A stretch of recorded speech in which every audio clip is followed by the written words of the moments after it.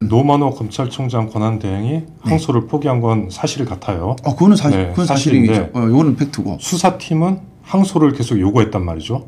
어떻게 보면 검찰총장 권한대행이 이 요구를 묵살한 건데 이게 검찰권 남용하고 연결될 수가 있나요? 우리가 상식적으로 생각할 수 있는 게 대장동 수사팀은 친윤석열 사단이다라는 거는 우리가 충분히 예단 가능한 상황이지 않습니까? 저는 김문경 원내대표님 말씀처럼 정확하게 국정조사하는 것도 방법일 수 있겠다는 생각이 들고 중요한 건 사실관계 확정입니다. 집단 반발이라는 표현까지 나오고 있죠. 왜 검사들이 집단 반발하는지 이것도 좀 짚어봐야 될 것 같아요. 특히나 검찰 조직이 특성상 지금 검찰 개혁 얘기를 하고 있기 때문에 검찰 조직 전체가 위기의식을 가지고 있고 검찰 조직을 지켜야 한다는 뭐 그런 목소리들이 많이 나오고 있잖아요. 검찰 조직은 검사 동일체 원칙 하면서 똘똘 뭉쳐 있었지 않습니까? 그래서 정관 예우도 해주고 이런 것들이 있었잖아요. 어떻게 보면 기존 검찰 틀이 다 깨지는 상황인데 그런 검찰 조직의 검찰 사회의 고참들 입장에서는 실초 이걸 가지고 검찰 개혁을 좀 멈추거나 검찰 개혁이 잘못됐다는 취지로 어떻게 좀 할 수 있는 좋은 기회다라는 생각으로 여론을 조성해 갈 수 있습니다. 그럴 때 하급 검사들, 일반 평검사님들 아니면 후배 검사들이 조용할 수는 없죠. 대장동 사건 국민들께서 다 관심 갖고 오래 지켜보셨던 큰 사건이고 분명한 것은 윤석열 정권 당시에 윤석열이 이재명 당시 민주당 대표를 죽이기 위해서 어떻게 보면 기획수사처럼 강력하게 밀어붙였던 사건입니다. 그러면 이 수사팀에서 나온 의견이 과연 공정한 의견일까에도 의문이 가는 거죠. 노만호 검찰총장 권한대행이 항소를 포기한 건 사실 같아요. 그건 사실이죠. 이거는 팩트고. 수사팀은 항소를 계속 요구했단 말이죠. 어떻게 보면 검찰총장 권한대행이 이 요구를 묵살한 건데 이게 검찰권 남용하고 연결될 수가 있나요? 근데 이제 그 부분 때문에 그래요. 뭐냐 하면 대장동 수사팀이 보기에 따라서는 예전에 윤석열이 이재명 당시 민주당 대표를 정치적으로 처단하기 위해서 집중적으로 꾸렸던 팀이고 당연히 하겠지만은 우리가 상식적으로 생각할 수 있는 게 대장동 수사팀은 친윤석열 사단이다라는 거는 우리가 충분히 예단 가능한 상황이지 않습니까? 그리고 또 대장동 수사할 때 윤석열 정권이었을 때고 또 뭐 남욱 변호사의 말이 맞다면 정말 강압적 위압적 수사를 하면서 어떻게든 죽고 나서 하나 이재명 당시 민주당 대표를 구속시켜야 한다에 집중되어 있는 사람들이에요. 과연 여기가 공정하게 수사했을까라는 의문을 가지고 있는 것도 사실이죠. 그러니까 이걸 복합적으로 봐야 된다는 거예요. 그러니까 단순히 공정한 검사님들이 공정하게 일을 하고 있는데 왜 막았냐로 볼 문제는 또 아닌 거죠. 그래서 사실관계를 정확하게 정리하는 게 먼저인 겁니다. 예를 들어 대장동 수사팀의 수사 검사들이 과연 그동안 공정하게 수사해 왔느냐, 불법한 위법한 수사를 한 것은 없느냐, 이 부분도 중요한 거예요. 그래서 민주당 일각에서는 그런 목소리도 많습니다. 잘됐다, 차라리 파보자 한번, 이런 목소리도 많이 나와요. 왜냐하면 대장동 수사에 불법 위법 수사가 많았다라는 의구심이 많아서 생기는 겁니다. 그게 김병기 원내대표가 말씀하신 국정조사죠. 그런 얘기까지 나오고 있어요. 그래서 저는 개인적인 생각으로 국민적 의혹이 이렇다면 당연히 해소를 해야죠. 국민적 의혹 해소. 근데 그렇다면 의혹 해소에 초점이 맞춰져야 되는 거지. 의혹 해소는 뒷전으로 하고 이걸 정쟁으로 해서 막 상상의 나라로 싸우기만 해버린다면 답이 없어요.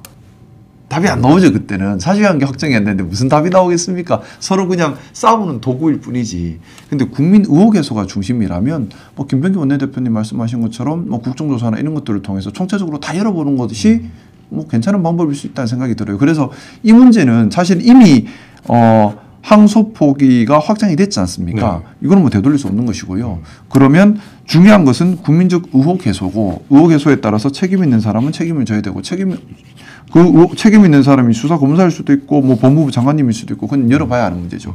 그래서 지금은 저는 김문경 원내대표님 말씀처럼 정확하게 국정조사하는 것도 방법일 수 있겠다는 생각이 들고 중요한 건 사실관계 확정입니다.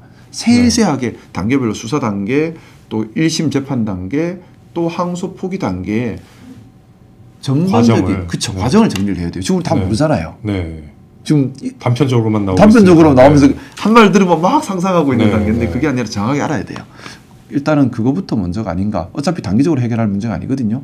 지금 오늘 내일 해결한다고 바뀌나요? 이건 이미 항소 포기는 된 것이고. 그럼 정확하게 법리적인 부분 또 있었던 사실관계를 확인해야 된다 생각합니다. 알겠습니다. 그건 국정조사가 해주면 좋겠는데. 저도 좀 그렇게 했으면 좋겠어요. 국회 차원에서 정확하게 확인하는 단계로 들어갔으면 좋겠습니다. 어떤 일이 있었는지. 일단 그건 그렇다 치고 지금 일선 검사들은 강하게 반발하고 있어요. 거의 대부분이라고 보일 수도 있는데 집단 반발이라는 표현까지 나오고 있죠. 왜 검사들이 집단 반발하는지 이것도 좀 짚어봐야 될 것 같아요. 어느 정도 수준의 집단 반발인지 정말 집단 반발이 맞는지도 봐야 되고 왜냐하면 저도 주변에 뭐 검사하시는 분들이 여러 분들 계시는데 의견이 다 달라요. 근데 이 집단 반발이라고 표현하고 있는 현 상황에 대해서 일부는 또 그런 말씀들을 합니다. 여론을 이제 검찰 조직 특성상 누군가 목소리를 크게 내고 그 사람이 힘이 있는 사람이면 따라가게 되고 그게 다른 얘기 하기 힘들거든요. 특히나 검찰 조직 이 특성상 지금 검찰 개혁 얘기를 하고 있기 때문에 검찰 조직 전체가 위기 의식을 가지고 있고 검찰 조직을 지켜야 한다는 뭐 그런 목소리들이 많이 나오고 있잖아요. 예를 들어 3대 특검 중에 하나였던 김건희 특검에서 예전에 검찰청에서 파견 나와 있던 검사들이 한번 우리 그랬죠. 불편하다 한번 한 적이 있었죠. 근데 제가 그때 왜 이런 일이 있었지라고 확인을 해보니 파견 나와 있는 검사들의 불만이 많이 큰 게 아니었어요. 대다수 검사님들은 별로 불만이 없는데 검찰 조직에서 마치 배신자 취급을 해버리는 겁니다. 거기 수사하고 있다. 파견 나갔다는 것만으로도 이분들 입장이 곤란한 거예요. 그 중에 이제 한두 분이 이제 야 우리가 가만히 있으면 조직의 배신자가 돼 하면서 좀 말이 돌았던 것 같아요. 그러면서 본인들이 정말 그래서라기보다는 본인들 입장 때문에 그 단계까지 간 이유가 컸더라고요. 자 이것도 그럴 수 있는 거예요. 그러면 지금 검찰 조직에서 검찰 개혁 때문에 그래서 검찰청을 폐지한다는 단계까지 갔습니다. 그리고 검찰이 가지고 있던 강력한 권한을 나눠야 한다라는 논의를 본격적으로 하고 있어요. 그러면 기존 근데 검찰 조직은 검사 동일체 원칙 하면서 똘똘 뭉쳐 있었지 않습니까? 그래서 정관 예우도 해주고 이런 것들이 있었잖아요. 어떻게 보면 기존 검찰 틀이 다 깨지는 상황인데 그런 검찰 조직의 검찰 사회의 고참들 입장에서는 싫죠. 내 걸 다 뺏기는 느낌이잖아요. 그럼 이분들이 당연히 후배들한테 영향력이 있을 수밖에 없는 것이고요. 그럼 이분들이 잘 됐다. 지금 이걸 가지고 검찰 개혁을 좀 멈추거나 검찰 개혁이 잘못됐다는 취지로 어떻게 좀 할 수 있는 좋은 기회다라는 생각으로 여론을 조성해 갈 수 있습니다. 그럴 때 하급 검사들, 일반 평검사님들 아니면 후배 검사들이 조응할 수는 없죠. 그냥 침묵하는 형태로 따라갈 수도 있어요. 그래서 검사들이 정말 여기에 대해서 어떤 생각을 가지고 있는지도 그냥 분위기가 이래요 할 문제는 아닌 것 같아요.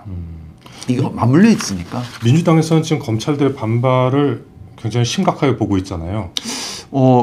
심각하게 보시는 분들도 계신데 저는 조금 심각하게 보고 있지는 않아요. 사람마다 다른 거니까 이걸 심각하게 보셔가지고 어떤 의원님들은 발끈하셔가지고 검찰이 말이야 하시는 분도 계셔요. 근데 저는 그렇게 보지는 않아요. 저는 그렇게 보지는 않는 게 검사님들도 많으세요. 2,000명, 3,000명이 있는데 어떻게 다 같은 생각이시겠어요? 그 중에 예를 들어서 뭐 윤석열과 친했던 검사들은 발끈할 것이고 좋은 기회다 하는 분도 계실 것이고 또 검찰 조직이 예전과 같이 강력한 힘이 있어야 된다고 믿고 계신 분들은 더 발끈하면서 대항하고 또 검찰이 그래서는 안 된다 생각하는 일부 정치인들은 거기에 대해서 척결해야 된다 이러고 싸움으로 갈 텐데 대다수 일반 검사님들 입장에서는 특히나 국민들을 위해 봉사한다, 헌신한다는 생각으로 정말 고생하고 있는 일반 평검사들 입장에서는 글쎄요, 이게 그렇게 중요한 문제로 볼까요? 그래도 항소포기 논란에 검사들의 반발 이런 것들이 나중에 귀담아 들어야 됩니다. 잘못하면 지금 민주당 정부 여당이 추진하고 있는 검찰 개혁에 악영향을 미칠 수도 있지 않을까. 맞는 말씀입니다. 그래서 귀담아 들어야 하고 만에 이제 사실관계를 정리해봐야 되는 것이고 정확하게 확인을 해봐야 되는데 정말 항소의 필요성이 있었고 그리고 항소하는 것이 맞는 사항이었고 또 항소 의견을 제시한 검사들이 공정하게 합리적 이유를 가지고 제시했음에도 불구하고 부당한 외압으로 막아진 거라면 당연히 이거는 그렇게 막은 사람이 잘못된 거 맞죠. 근데 정말 그런 건지는 확인을 해봐야 된다는 거죠. 그래서 저는 이 사건은 대장동 사건 국민들께서 다 관심 갖고 오래 지켜보셨던 큰 사건이고 분명한 것은 윤석열 정권 당시에 윤석열이 이재명 당시 민주당 대표를 죽이기 위해서 어떻게 보면 기획수사처럼 강력하게 밀어붙였던 사건입니다. 본질이 일반 사건과 다른 본질을 가지고 있어요. 이걸 우리가 간과해서는 안 된다는 거죠. 그래서 수사 과정의 불법성부터 계속 논란이 되고 있는 겁니다. 그전에 정치검사들이 타겟을 정해서 반드시 죽이겠다 하면서 강압수사를 했던 그게 그대로 녹아있는 사건이거든요. 그러면 이 수사팀에서 나온 의견이 과연 공정한 의견일까에도 의문이 가는 거죠. 그러면 이 수사팀에서 나온 의견이니까 무조건 지켜줘야 된다. 여기도 의문이 가는 거죠. 알겠습니다. 그 부분은 그쯤 얘기하고. 네.